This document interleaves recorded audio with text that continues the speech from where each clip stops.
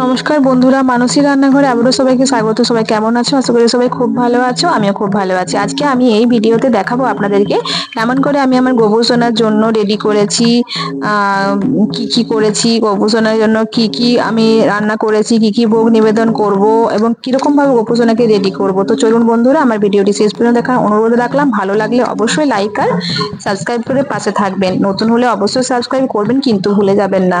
চলুন তাহলে আমি দেখাচ্ছি। এখানে আমি প্রথমেই বানাবো ক্ষীর। তো এখানে আমি প্রথমে দুধ গরম করতে দিলাম, দুধটা ফুটছে এবং এরপর তখনই আমি চালটাকে ভালোভাবে ধুয়ে নিয়ে ওর সাথে 1 চামচ ঘি মিশিয়ে দিলাম। ঘি মাখালে পায়েসটা খেতে খুব ভালো হবে এবং ফ্লেভারটাও খুব সুন্দর হবে। তো আমি এরপর ওটা দুধের মধ্যে দিয়ে কিছুক্ষণ ফুটতে দিয়ে দিলাম 10 মিনিটের মতন। 10 মিনিট পর দেখলাম যে হ্যাঁ, আমার চালটা অনেকটাই সেদ্ধ হয়ে গেছে। আমি এলাচ দিয়ে দুধটাকে ফুটিয়ে নিয়েছিলাম। তারপর আমি এখানে গুড়ের বাতাসা অ্যাড করে দিলাম। গুড়ের বাতাসা দিয়ে আমি পায়েসটা বানাই, কি পায়েসটা দেখতেও ভালো লাগবে এবং এর টেস্টটাও খুব ভালো হবে। আপনারা চাইলে পুরো গুঁড়ো করতে পারেন আর চিনি দিয়েও করতে পারেন। তো আমি এরকম করে পায়েস যখন বানাই। তো দেখুন আমার প্রায় রেডি হয়ে গেছে। কালারটা কত সুন্দর এসছে না পায়েসের। এরপর আমি কিছু ড্রাই ফ্রুটস অ্যাড করে দেবো। দেখলাম যখন চালটা সেদ্ধ হয়ে গেছে তখন আমি কিছু ড্রাই ফ্রুটস অ্যাড করব। যেমন এখানে নারকেল আছে, আলমন্ডস আছে, বাদাম আছে, কিশমিশ আছে, কাজু আছে। তো এগুলো সব দিয়ে দিলাম। দেওয়ার পর আমি খুব ভালোভাবে এটাকে নেড়ে নেব এবং পায়েসটা যখনই হচ্ছিল আমি একদম মিডিয়াম আঁচে করেছি যাতে না লেগে যায় এবং মাঝে মাঝে আমি একটু চেক করছিলাম, মানে নাড়ছিলাম যাতে না লেগে যায়। দেখুন কি সুন্দর দেখতে লাগছে না পায়েসটা। আমি ড্রাই ফ্রুটসটা একটু বেশি দিয়েছি, তাহলে দেখতেও ভালো লাগবে আর খাবার সময় খুব টেস্ট হবে। গোপুসোনাকে প্রথমে দেবো, তো যাতে গোপুসোনারও খুব ভালো লাগে তার জন্য।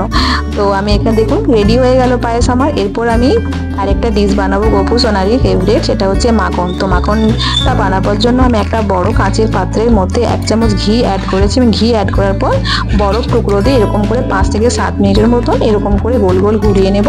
দেখুন প্রায় আমার রেডি। আমার মাখন পুরোপুরি এখন রেডি হয়ে গেছে। দেখতে কত ভালো লাগছে না। এরপর আমি এটাকে মিষ্টি দানা দিয়ে আমি গোপাল সোনার কাছে ভোগ দেবো। এরপর যেটা বানাবো সেটা হচ্ছে নারকেল নাড়ু। তো নারকেল নাড়ু বানাবার জন্য নারকেলটা আমি কুচি করে নিয়েছি। কুচি করেও কেটে নিতে পারেন, আমি গ্রেট করে নিতে পারেন। তো আমি এখানে করে নিয়েছি। করার পর একটু কড়াইয়ে 2 থেকে 3 মিনিট একদম স্লো আছে আমি একটু খুন্তি দিয়ে নেড়ে ছেড়ে নেবো এবং এর সঙ্গে 2টো এলাচ অ্যাড করবো ফ্লেভারটা ভালো আসবে বলে। তারপর চিনি দিয়েছি পরিমাপ করে আর দিয়েছি 2টো গুড়ের বাতাসা কালারের জন্য। এরপর পরে আমি 5 মিনিটের মতন এরকম দেখুন আমার রেডি হয়ে গেছে। খুন্তি নাড়িয়েছি 5 মিনিট থেকে 7 মিনিটের মতন। যখন আমি দেখবো যে হ্যাঁ, হাতে নিয়ে দেখবো যে পাক হয়ে গেছে, পুরোপুরি রেডি হয়ে গেছে, চিনির সঙ্গে একদম নারকেল মিশে গেছে, তখন আমি এটাকে নামিয়ে দেবো। ঠান্ডা করে নারকেল নাড়ু বানিয়ে নেবো। তো এই দেখুন আমার নারকেল নাড়ু রেডি হয়ে গেছে। গোপুসোনার ভোগ সব প্রায় রেডি। থালা সাজিয়ে নিয়েছি, ফল মিষ্টি দিয়ে দিয়েছি আর আমি যে এগুলো বানালাম সেগুলো ঠাকুরের কাছে রেখেছি। এরপর আমি এখানে গোপুসোনাকে স্নান করাবো। তো গোপুসোনাকে স্নানের জন্য আমি গোপুসোনাদেরকে রেডি করে নিয়েছি, বাটির মধ্যে বসিয়ে দিয়েছি। প্রথমে আমি গঙ্গা জল দিয়ে স্নান করাবো, তারপর ওখানে একটু দুধ, দই, ঘি, মধু আর চিনির দানা আর একটু গোলাপ জল এইসব দিয়ে আমি গোপুসোনাদেরকে খুব ভালোভাবে ম্যাসাজ করব। এই দেখুন আমার রেডি করাই ছিল প্লেটে। এরপর খুব ভালোভাবে ডলে ডলে আমি স্নান করাবো। যেহেতু আজকে ওনাদের জন্মদিন, তার জন্য একটু ভালোভাবে স্নান না করালে হয়। এরকমভাবে খুব ভালোভাবে আমি স্নান করিয়ে নেব। তারপর গোলাপ জল দিয়ে ওনাদেরকে আমি আবার স্নান করাবো এবং তারপর এরকম জল দিয়ে ভালোভাবে স্নান করিয়ে নেব।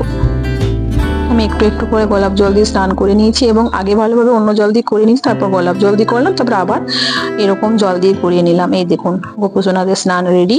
এরপর ভালোভাবে একটা শুকনো কাপড় দিয়ে পরিষ্কার করে মুছে নিয়ে একটা আসনের মধ্যে ওনাদেরকে বসাবো, কেন ওদেরকে ড্রেস পরাবো।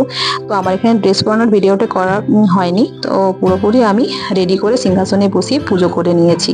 এই দেখুন কত সুন্দর লাগছে না দেখতে। সবকিছু পরিয়ে পরিয়ে ভোগ নিবেদন করেছি। আমার পুজো হয়ে গেছে।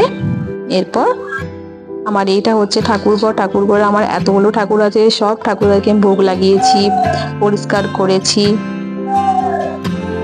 এই দেখুন আমার রেডি হয়ে গেছে, আমার পুজো সারা হয়ে গেছে। আমার এখানে গুরুদেব আছে, সব আছে। আমার এখানে গোপুসোনার পুজো রেডি। আপনারা গোপুসোনার দর্শন করুন, প্রণাম করুন। আজকে এই পর্যন্তই। আবার আসবো আমি অন্য কোনো দিন অন্য কোনো ভিডিও নিয়ে। ততক্ষণ পর্যন্ত আপনারা খুব ভালো থাকবেন, সুস্থ থাকবেন। আজকে আসলাম, টাটা।